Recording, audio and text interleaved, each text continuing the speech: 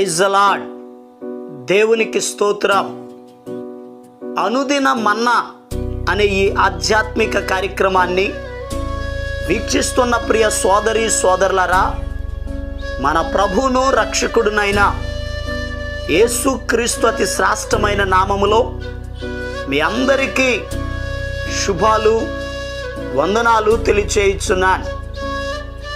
ఈ శ్రేష్టమైన సమయంలో దేవుని పరిశుద్ధ గ్రంథంలో నుండి యోబు గ్రంథము 8వ అధ్యాయము 7వ వచనం.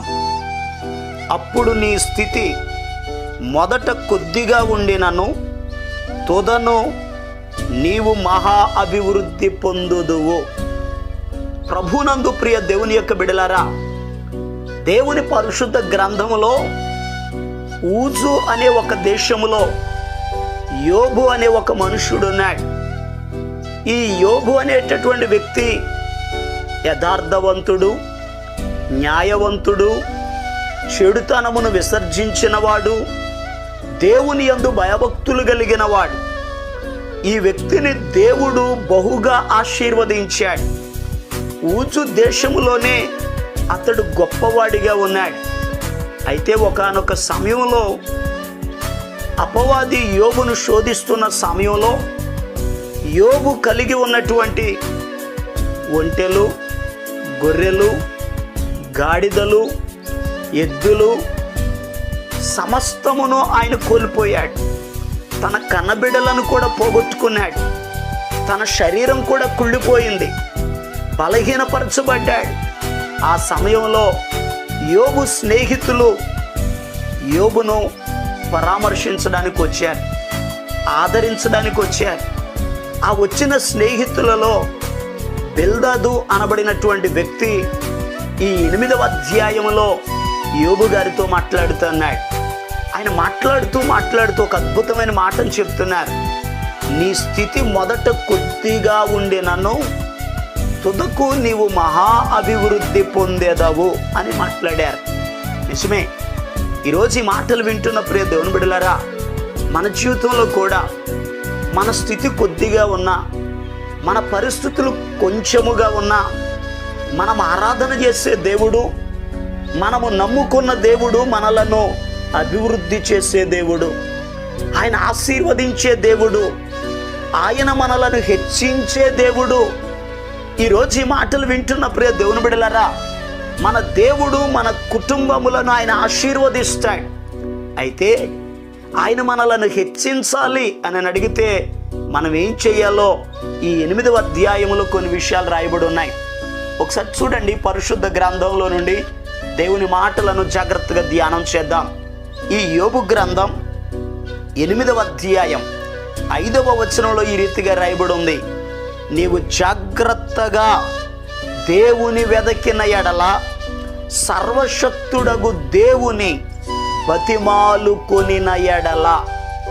ఒక వ్యక్తిని దేవుడు ఆశీర్వదించాలంటే, ఒక వ్యక్తిని దేవుడు అభివృద్ధి పరచాలంటే, అతని జీవితంలో దేవుడు గొప్ప కార్యాలు జరిగించాలంటే అతడు చేయవలసిన పని ఏమిటి అని అడిగితే దేవునిని బతిమాలుకోవాలి, దేవునిని వెదకాలి. వెదకుట, బ్రతిమాలుకొనుట అనగా ప్రార్థించుట. ఒక వ్యక్తి దేవుని సన్నిధిలో ప్రార్థన చేసినప్పుడు ప్రార్థన చేసే వారిని దేవుడు ఆశీర్వదిస్తాడు, వారి సరిహద్దులు విశాలపరుస్తాడు. మొదట వారి స్థితి కొంచెముగా ఉండొచ్చు, కానీ దేవుడు ఉన్నత స్థానములోనికి నడిపిస్తాడు. అందుకే భక్తుడైన యాకోబు గారు యెబ్బోకు రేవు దగ్గర ప్రార్థన చేస్తూ, నిశ్చయముగా నీవు నన్ను ఆశీర్వదించు, ఆశీర్వదించితేనే గాని నేను నిన్ను విడిచిపెట్టను అని అన్నాడు.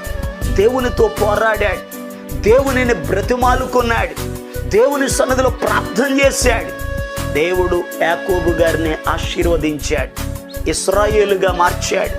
ఈరోజు ఈ మాటలు వింటున్న ప్రియ దేవుని బిడ్డలారా, ఎవరైతే దేవుని సన్నిధిలో ప్రార్థన చేస్తారో వారి స్థితి మొదట కొంచెముగా ఉండొచ్చు, కానీ దేవుడు ఉన్నత స్థానంలోనికి నడిపిస్తాడు. పరిశుద్ధ గ్రంథంలో ఎబ్బేజు అనే ఒక యవనస్తుడు ఉన్నాడు. ఈ ఎబ్బేజు అని పేరుకు వేదన అని అర్థం. ఇతని జీవితమే వేదనగా మారిపోయింది. ఇటువంటి వ్యక్తి ఒకరోజు దేవునిని గురించి తెలుసుకున్నాడు, దేవుని సన్నిధిలోకి వెళ్ళాడు. ప్రార్థన చేయడం ప్రారంభించాడు. దేవుణ్ణి బ్రతిమాలు కొనడం ప్రారంభించాడు.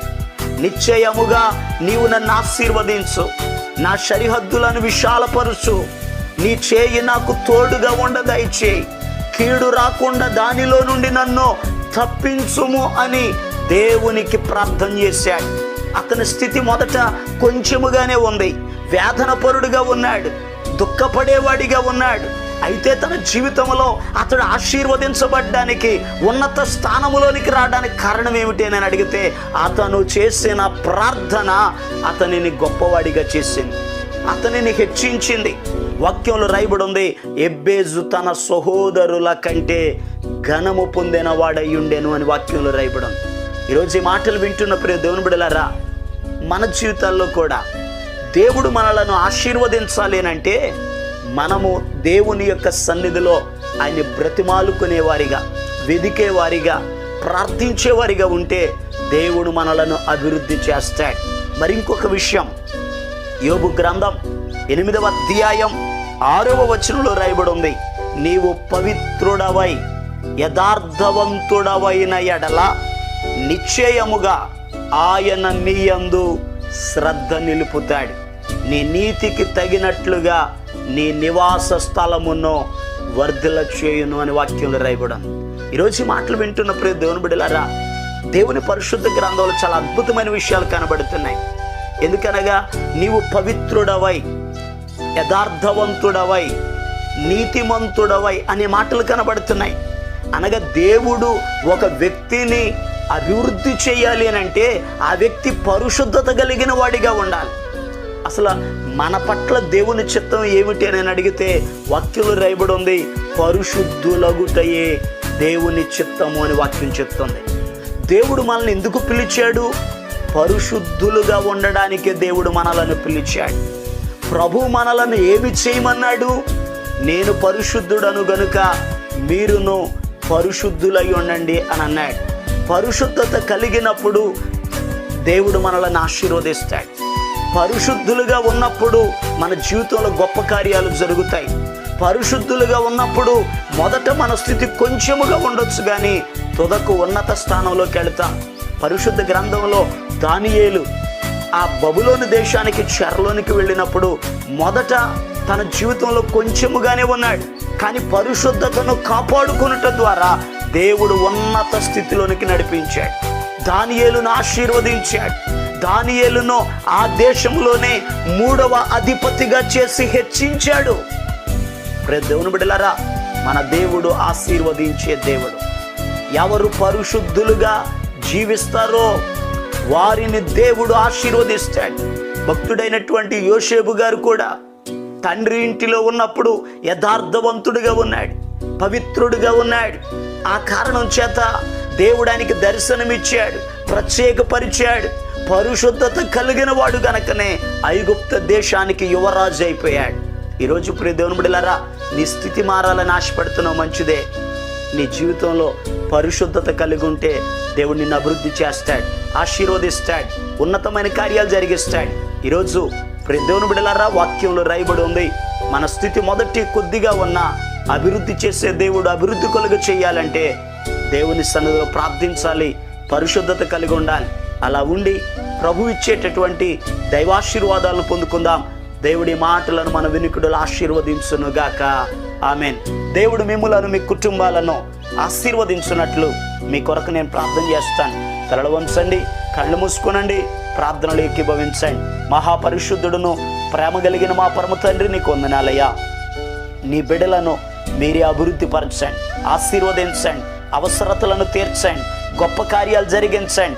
నజరేయుడైన యేసు నామములో నీ బిడ్డల జీవితాలలో నీ కార్యములు జరుగునుగాక నాకు జ్ఞాపిస్తున్నాను. బలహీనులను మీరు బాగు చేయండి అయ్యా, రోగులను స్వస్థపరచండి, అద్భుతమైన కార్యాలు జరిగించండి, సమస్త అవసరతలను మీరే తీర్చండి. మహిమ ఘనత ప్రభావాలు మీరు మాత్రమే పొందుకోనమని యేసు క్రీస్తు అతి పరిశుద్ధమైన నామం పేరట ప్రార్థన చేసి అడిగి పొందుకొని ఉన్నాము తండ్రి. ఆమేన్. మన ప్రభు అయిన యేసు క్రీస్తు కృప మీకు తోడుగా ఉండి నడిపించును గాక. ఆమేన్. ఈరోజు పుట్టినరోజు మరియు పెళ్లి రోజు జరుపుకుంటున్న వారికి సీసలి మన్నా చర్చి తరపున మా కుటుంబ పక్షముగా మీకు శుభాలు తెలియపరుస్తున్నాం. May God bless you. దేవుడు మీకు తోడుగా ఉండి మిమ్మల్ని ఆశీర్వదించునుగాక. దయచేసి గమనించండి, మీ కొరకును మీ కుటుంబం కొరకును దేవుడు మిమ్మలను అభివృద్ధి పరచాలని నిత్యము మేము ప్రార్థన చేస్తున్నాం. ఏమైనా ప్రార్థన అవసరతలు ఉన్న ఎడల ఈ స్క్రీన్ మీద కనబడుతున్న నెంబర్కి ఫోన్ చేసి తెలియపరచండి. ప్రియ దేవుని బిడ్డలారా, అనుదిన మన్నా అనే ఈ వర్తమానాలు మీ స్నేహితులకు మీ బంధువులకు కూడా షేర్ చేయండి. మన్నా చర్చ్ సీసలి అనే ఈ యూట్యూబ్ ఛానల్ను సబ్స్క్రైబ్ చేయండి. అందరికీ వందనాలు. మహాయండకు కాలిన అరణ్యములో నేనుండగా సహాయమునకై చూచిన ఫలితమేమి లేకయుండగా